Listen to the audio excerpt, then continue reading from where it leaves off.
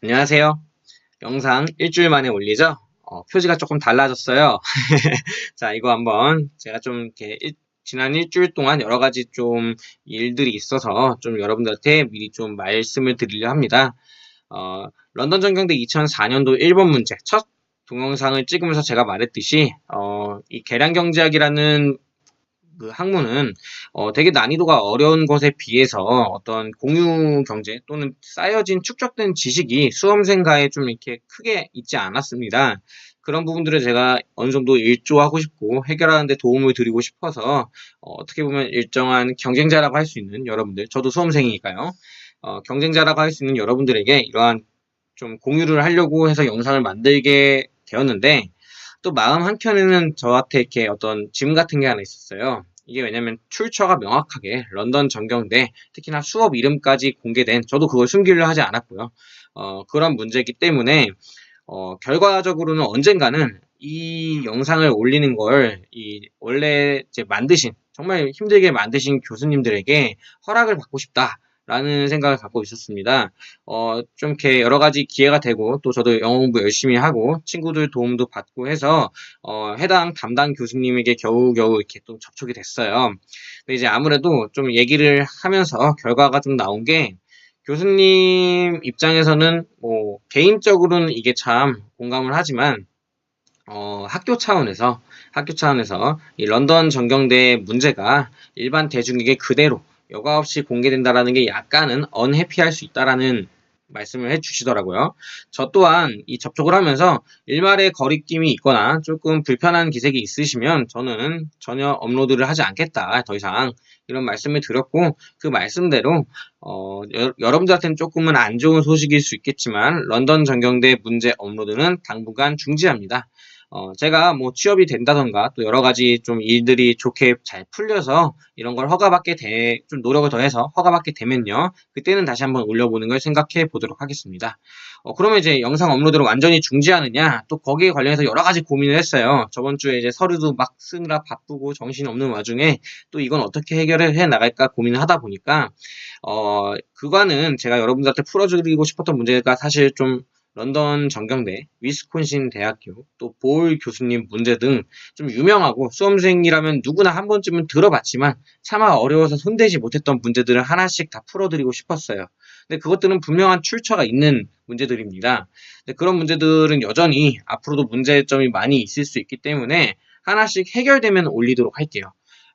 그럼 이제 해결되지 않는 상태에서는, 이렇게 구글이나 이렇게 어떤 문제들이 인터넷상에 출처를 알 수 없게 돌아다니는 문제들도 되게 많아요. 근데 그런 문제도 가끔씩 좋은 문제가 나오거든요. 저도 이제 지난 시간 동안 많이 축적을 좀 해놓은 편이기 때문에 그런 출처를 알 수 없는 문제들 중에서 제가 좋아 보이는 문제나 이 정도면 괜찮지, 풀어볼 만하지 하는 문제들을 풀어드리려 합니다. 자, 이게 이제 한국은행 준비하시는 분들 입장에서는 좀 비보가 될 수 있을 것 같고요. 왜냐면은 런던 전경대를 꼭 풀고 싶으셨을 거 아니에요. 근데 또 이제 한국은행을 준비하지 않는 다른 금공에 있는 분들 입장에서는 런던 전경대 문제 너무 어려워. 오히려 다른 문제가 날 수도 있겠다라고 생각이 들 수 있을 것 같아요. 이런 것들 이제 고려해 주시고 저 한번 영상 업로드 이제 한번 또 해보도록 하겠습니다. 취지는 하루하루 좀 가볍게라도 계량 문제, 경제학 한 문제 또는 뭐 두 문제 정도 가볍게 풀어보자라는 취지로 좀 자주 올리려고 해보겠습니다. 자, 여기 보시겠죠? 제가 왜 이런 영상을 찍었냐면, 이런 사진을 올렸냐면요. 이 말이 너무 멋있고, 저도 또 저보다 더 똑똑하시고 멋있는 분들 많은 거 알아요. 그럼에도 제가 영상을 찍은 이유는 이 영상이 조금 이왕이면 남아 있어서 축적된 형태로 이런 좀 쌓여가면서 이 토대 위에 올라가셔서 더 편하게 공부하실 수 있는 분들 후대에도, 저는 이제 올해 정말 취업을 마치려고 정말 노력하지만 분명히 있을 것 같아서요. 자, 뭐 또 더 멋있는 표지 있으면요 저한테 보내주세요, 블로그로. 알겠습니다. 자, 문제 봐보도록 할게요. 자, 1번 문제입니다. 자, 멈춰 보시고요. 멈추고 풀어보세요. 객관식 문제예요. 멈추고 풀어보세요. 자, 2번 문제입니다. 자, 멈추시고 여전히 또 풀어보세요. 풀리시는지. 자, 해설은 간략하게 할 겁니다. 자, 1번 봐보도록 할게요. 자, 어떠한 다중회귀 분석이 모형이 있네요. 그쵸? 자, 그리고 지금 이러한 선형 관계가 있어요. 딱 보자마자 뭐가 떠올라야 돼요? 야, 이거 완벽한 다중 공선성 문제잖아. 라는 생각이 좀 떠오르셔야 됩니다. 이해되시죠? 완벽한 다중공선성. 자, 문제가 있으면 당연히 어떻게 되겠어요? 다중공선성은요, 효율성을 깨지는 않아요. 효율성을 깨지 않는다라는 건 중요한 거예요. 다만 분산이 커져요. 효율성을 깨지 않으면서 분산이 커져요. 이해되시죠? 분산이 커진다라는 다중공선성의 문제. 그런데 이렇게 완벽한 다중공선성의 문제가 생기면요, 아예 이 베타 값들을 추정을 못하게 돼버려요. 아예 이렇게까지 완벽해지면은. 불완전한 경우는 뭐냐? 여기 플러스 뭐 입실론 t, 입실론 i 이런 어떤 오차항이 있으면 괜찮은데, 이런 식으로 완벽한 선형관계가 되면은 베타2와 베타3를 아예 추정이 불가능해집니다. 자, 어찌됐건 이런 완벽한 다중공선성 문제가 있고요. 해당 모형 모의 기식과 일치한데요. 아주 좋은 모형이라는 거겠죠. 모형 자체는. 자, 그럼 OLS를 통해 우리는 A번 높은 R² 값을 얻을 것이다. 자, 모해기식과 일치하니까 당연히 높은 R² 얻겠죠. 동시에 낮은 T 스태티스틱을 얻을 것이다. 자, 이것도 맞는 말이에요. A번과 B번이 동시에 맞아요. B는 왜 맞냐? T 스태티스틱이라는 건 여러분들 아시겠지만 이렇게 생겼어요.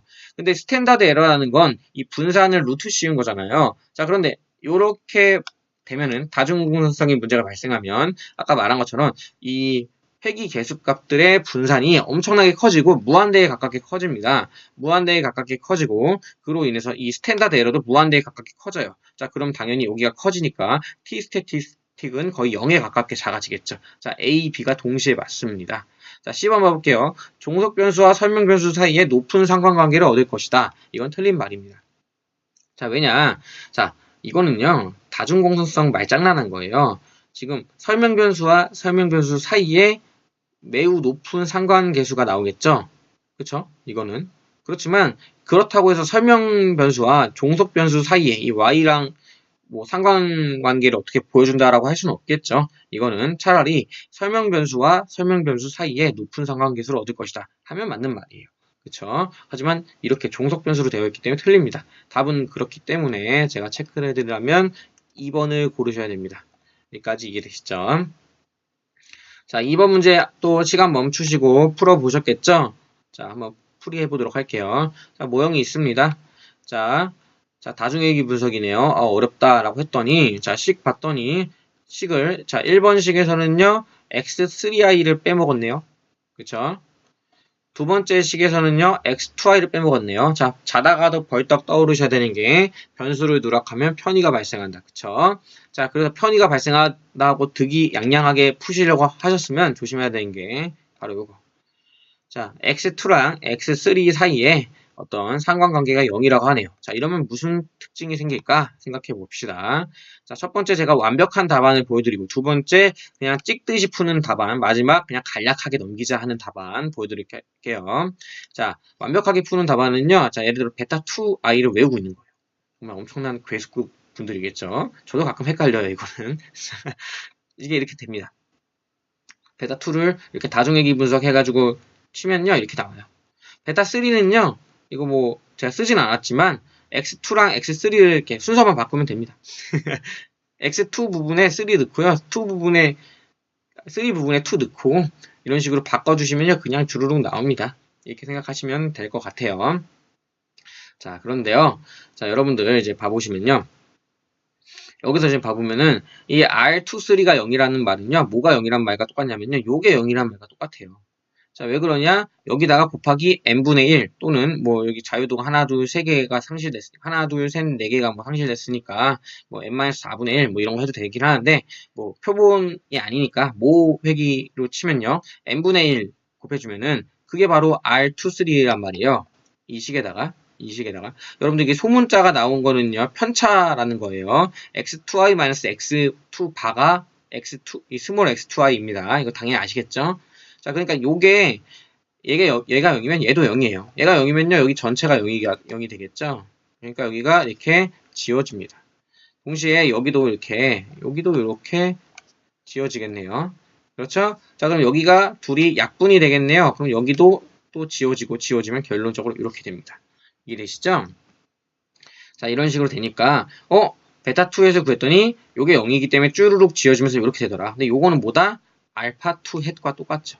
알파2 햇과. 보이시죠? 이해하실 수 있겠죠? 자, 그러니까 이게 이제 알파 2과 똑같다라고 해서 이렇게 갖고 오시면 될 것 같네요. 제가 보여드리면 이게 알파 2햇이랑 같다라고 이렇게 갖고 오시면 될 것 같습니다.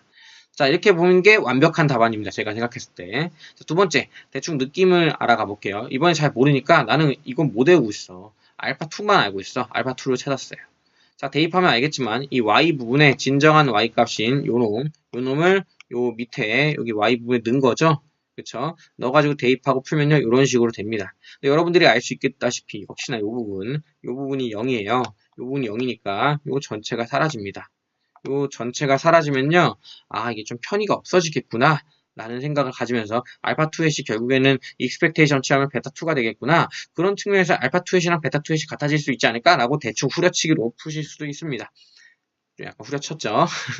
자, 마지막, 도저히 모르겠는데 대충 내가 봤을 때는 이것만 기억이 나. 얘네들이 0이면은 이게 이제 이런 식으로 다 지워졌던 게 얼핏 내가 기억이 나는 것 같아. 그러면은 여러분들 급하시면 이렇게 쓰고 넘어가시면 됩니다.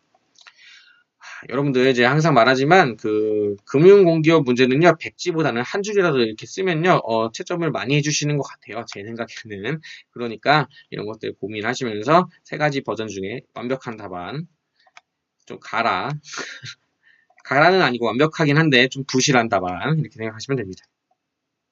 자, 그 다음에요. 좀 약간 흔들리네요. 자, B번 문제 봐보도록 할게요. 베타 1 햇이랑 알파 1 햇이 베타 1 햇이 알파 1 햇과 감마 1 햇의 선형 결합으로 표현되는지 물어보고 있네요. 자, 봐보면요. 베타 1은요. 뭐 여러분들 이거 알다시피 이런 식으로 되어 있습니다. 아시겠죠? 자, 알파 1은 물론 또 역시나 아시겠지만 이렇게 구하고요. 감마 1은 이렇게 알고 있습니다. 저기 y바 마이너스 베타 2 x바인데 베타 2 햇이랑 알파 2 햇이 아까 a번을 통해서 똑같다라는 걸 확인을 받았어요. 그러니까 이거 대신에 알파 2 x2 바로 써도 되겠죠. 자, 그 다음에 베타 3 햇은요, 아까 제가 증명을 하지 않았지만 이렇게 동일한 의미에서 감마 3 햇과 똑같습니다. 자, 그러니까 여기 필요한 것들이 여기 이미 다 있죠. 그래서 이제 요거를 좀 선형 조합을 하면요 이렇게 표현할 수 있습니다. 자, 쉬우니까 답 보시면 아마 충분히 이해하셨을 거예요. 넘어갈게요. 자, C번 봐보도록 할게요. 자, 베리언스 알파2랑 베리언스 베타2 이게 같고 베리언스 감마3랑 베리언스 베타3가 같냐? 자, 이 의도는 뭐냐면 아까 전에 알파2 햇이랑 베타2 햇이 같았고 감마3 햇과 베타3 햇이 같았으면 만약에 그럼 얘네들의 분산값도 똑같냐? 자, 결론은 아니다가 돼야 됩니다. 자, 왜 그런지 봐볼게요. 자, 베타2 햇의 분산값은요, 요거예요. 여러분들 이거 다중회귀 분석 파트에 가시거나 아니면 다중 공선성 파트에 가시면 이런 식으로 보실 수 있습니다. 자, 아까 전에